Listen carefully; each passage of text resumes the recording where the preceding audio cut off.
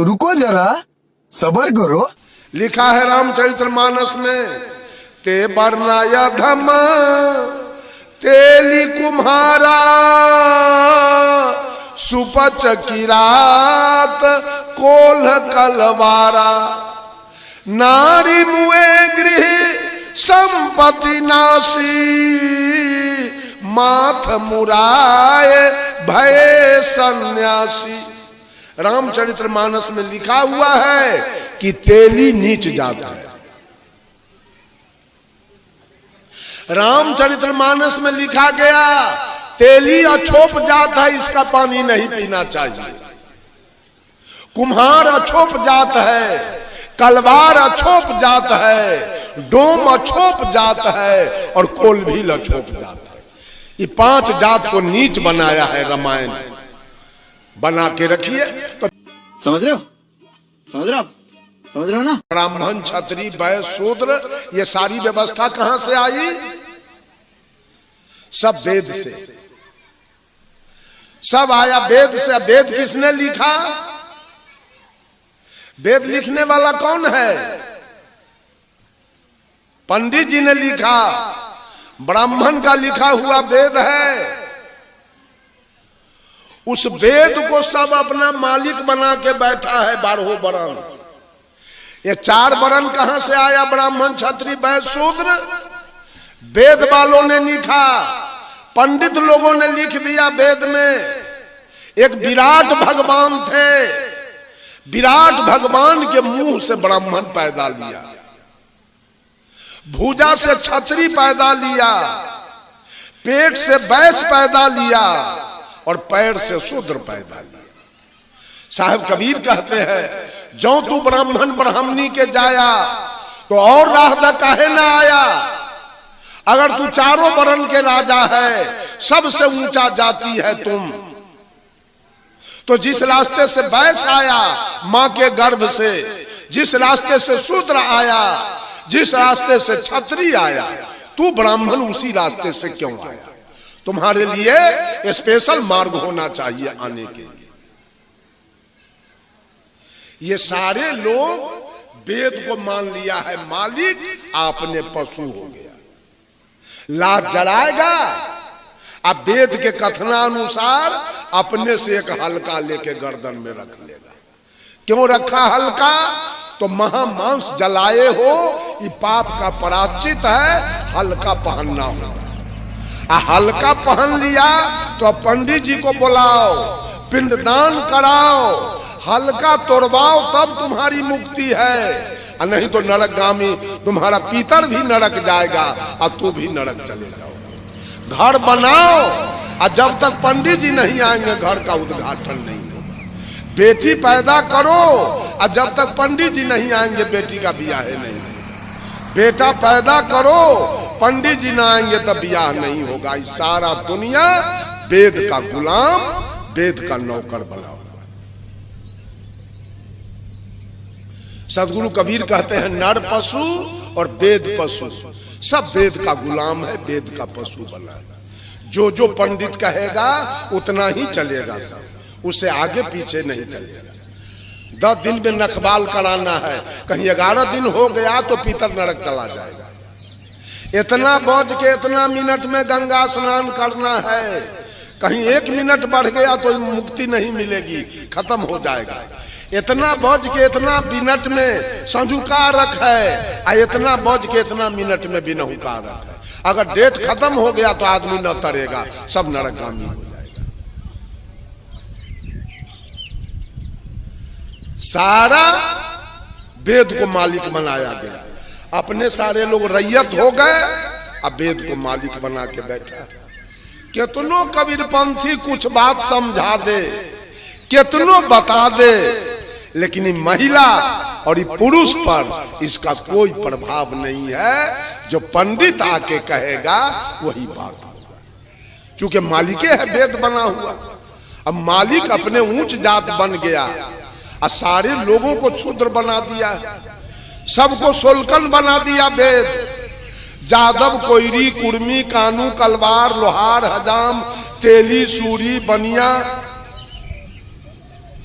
मलाह, केवट, गंगोत, धानुक जितने हैं, माने राम, पासवान, डोम, हलखोर, मेस्तर, ये सब सोलकन हो गया। अब पंडित जी अपने ब्राह्मण हो गए ऊंच, आई सब को नीच बना के रखा और लोग मानने के लिए तैयार है। पंडित जी की गुलामी, वेद की गुलामी मानने के लिए सब तैयार है।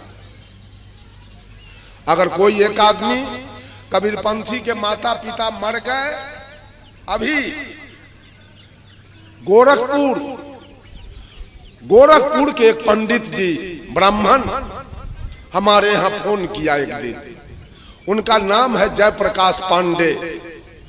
गोरखपुर से 50 किलोमीटर की दूरी पर उन बेचारे का घर है।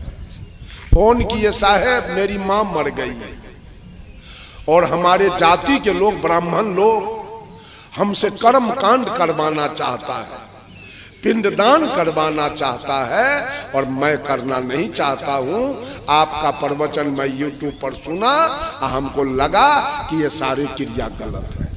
मैं चाहता हूं कबीरपंथी साधु संत को बुलाकर मैं इस काम को कर दूं, समाप्त कर दूं। और बेचारा किया। फिर भंडारा का डेट रखा है, यही 16 तारीख के मैं जा रहा हूं गोरखपुर, उन्हीं के यहाँ कार्यक्रम में 16 को ट्रेन पकड़ना है, 17-18 कार्यक्रम है जयप्रकाश पांडे के यहाँ, और 19 को उधर से रिटर्न होना है। बंधुओं, वो तो बेचारा ब्राह्मण है, उसको वो काम कैसे नापसंद हो गया। ये सारे लोग गुलामी, आज तक सारी गुलामी चली गई। अंग्रेज की गुलामी गई, जमींदारों की गुलामी गई, लेकिन पंडितों की गुलामी, वेदों की गुलामी आज तक लोग कन्हा पर लेके औरत और मर्द सब घूम रहे हैं। कुछ कहिए तो कहेगा वेद में ऐसा लिखा है, वेद में ऐसा लिखा है, वेद ऐसा का। अब पता नहीं वेद लिखा कौन, जो लिखा वो अपने स्वार्थ की बात लिख लिया है वेद में। सारे स्वार्थ के बाद हरिश्चंद्र को दानी कहा गया। जब मैं मैट्रिक में था तो पढ़ा था, हम लोग को किताब चलता था हिंदी में सत हरिश्चंद्र नाटक। उस सत हरिश्चंद्र नाटक में पढ़ा, ये सारा दान स्वप्न में हुआ था, कोई जागृति अवस्था में। सपना की बात सच होती है, लेकिन उस बात को इतना तूल पकड़ाया पंडितों ने, इतना बड़ा हरिश्चंद्र को दानी साबित कराया। क्यों? अपना दान लेने के लिए। अगर आज नरेंद्र मोदी भारत को सपना में पाकिस्तान, अमेरिका के हाथे दान कर दे, दान को साच मान लिया जाए, तो नरेंद्र मोदी के चमड़ा लोग उधेड़ देगा कि छोड़ देगा? लेकिन आज हरिश्चंद्र को पंडित लोग दानी कैसे साबित कर दिया, आई दुनिया के लोग मान लिया कि हरिश्चंद्र बहुत बड़े दानी थे। पंडित ने कह दिया कि भगवान नरसिंह रूप में आकर खम्भा फाड़ कर और प्रहलाद को बचा लिया। ये बात कैसे मान गए कि खम्भा में से भगवान निकलता है? इस बात को कैसे मान गए आप? आज भी तो खम्भा है, कोई भगवान तो निकाले इसमें से। ये झूठ बात सब अभी मंच पर कोई आदमी बोल रहे थे कबीर साहब के बारे में, चमत्कार की बात। एक भी बात सदगुरु कबीर चमत्कार की नहीं बोले अपने जीवन काल।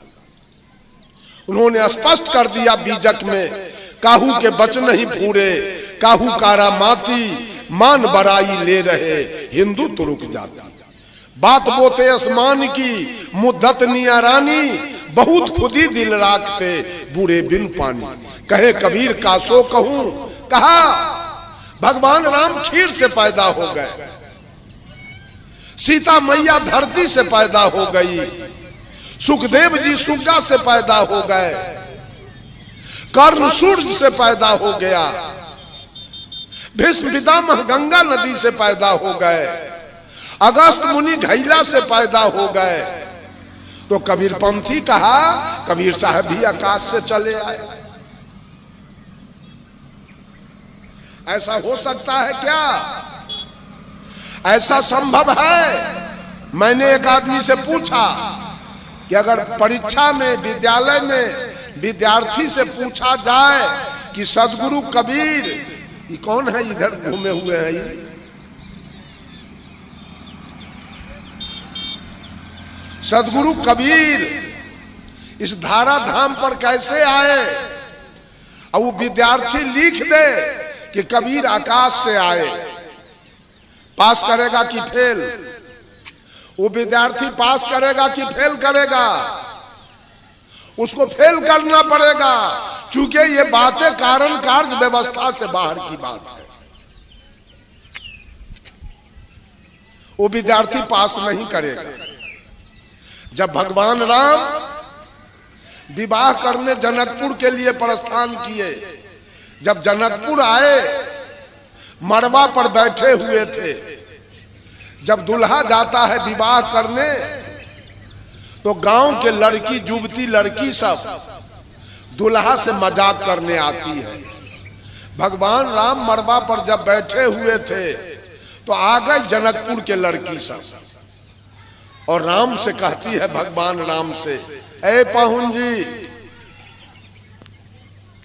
अति उदार करतूतीदार अवधपुरी की बामा, खीर खाए पैदा सुत करती, पति कर कुछ नहीं कामा। ए पाहुन जी, आपके अयोध्या के औरत, अयोध्या के नारी इतना उदार विचार की है, खीर खा के बच्चा पैदा करती है, अयोध्या में दुल्हा के कोई जरूरी नहीं। जब खीरे से बाल बच्चा हो जाए, औरत में तो दुल्हा खा गया। जब भगवान राम, लक्ष्मण, भरत, शत्रुघ्न चारों भाई का जन्म हुआ तो पूरे अयोध्या में चारों भाई का जन्मोत्सव मनाया गया। और जब जन्मोत्सव शुरू हुआ तो ये सूरज 1 महीना तक आसमान में खड़ा रह गया। चारों भाई का छठिहार देखने लगा। मास दिवस का दिवस था। राम के छठिहार में 1 महीना का 1 दिन हो गया। चूंकि सूरज छठिहार देख रहा था, वो भूल गया, डूबने के लिए नहीं किया। साच है, सूरज छठिहार देखेगा। मास दिवस का दिवस भा, ये मरम न जाने कोई। तुलसीदास जी ने लिखा, ये मरम वाल्मीकि जी नहीं जान पाए। 16वीं शताब्दी में तुलसीदास जी जान गए और रामचरितमानस में लिखा गया कि मास दिवस का दिवस भा, ये मरम न जाने कोई। इस मरम को कोई नहीं जाना। राम के जन्मोत्सव में 1 महीना का 1 दिन हो गया। रथ समेत रवि था केऊ, रथ समेत सूरज अपने मंडली के साथ 1 महीना रुका रह गया। निशा कवन विधि होई, रात्रि किसका नाम है, 1 महीना तक होगी नहीं। ये सब बात लिखा गया और लोग केवल मानने पर लगा हुआ कि लिखा हुआ है। हमारे पूज्य गुरुदेव आचार्य श्री धर्म स्वरूप साहब बराबर मंच से कहा करते थे, लिखने वाले स्वतंत्र थे। जो मन में आया लिख लिया, तो पढ़ने वाला भी स्वतंत्र हो जाए, और जो अच्छा लगे उसको पढ़ ले और गलत को उसी में छोड़ दे।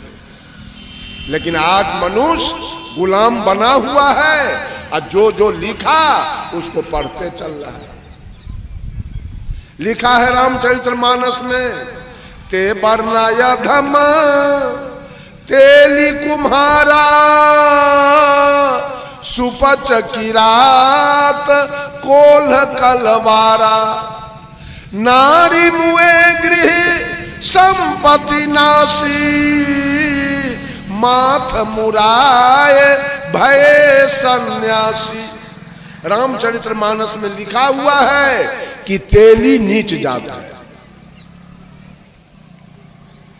रामचरितमानस में लिखा गया तेली अछोप जात है, इसका पानी नहीं पीना चाहिए।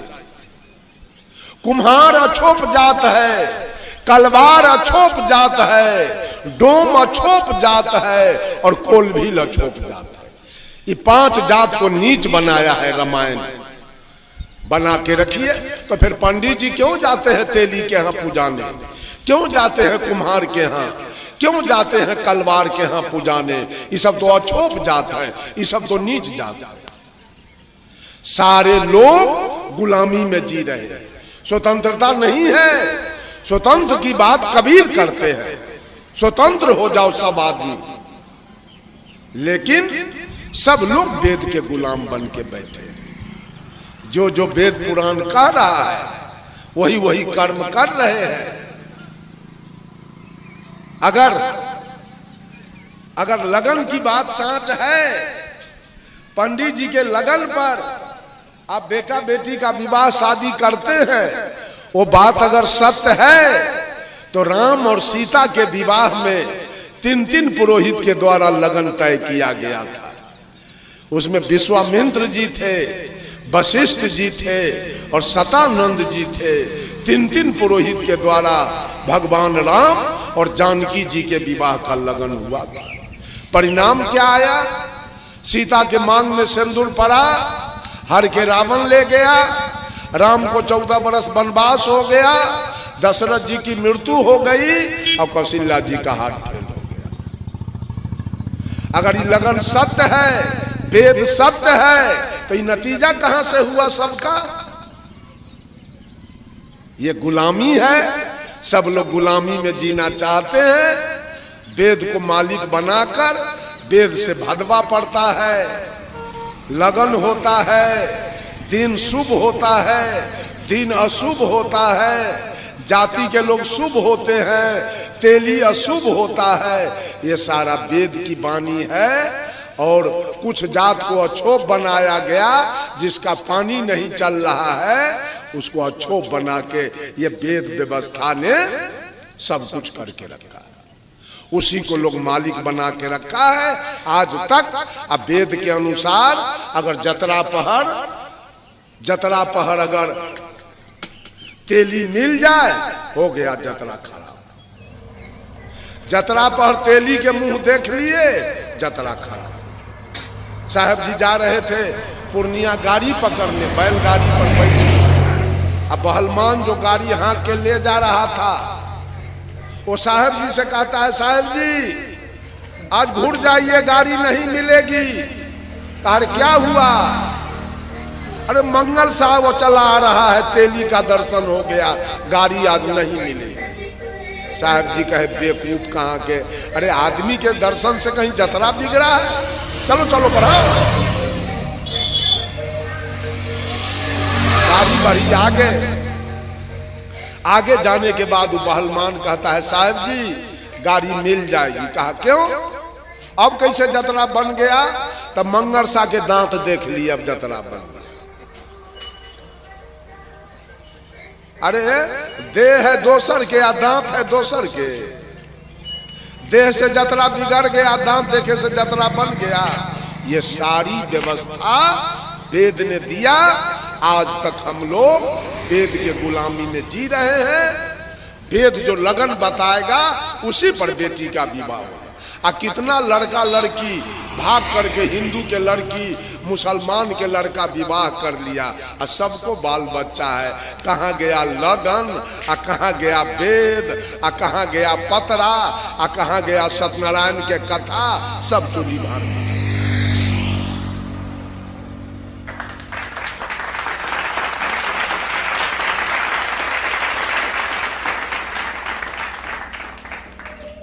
बेराई माता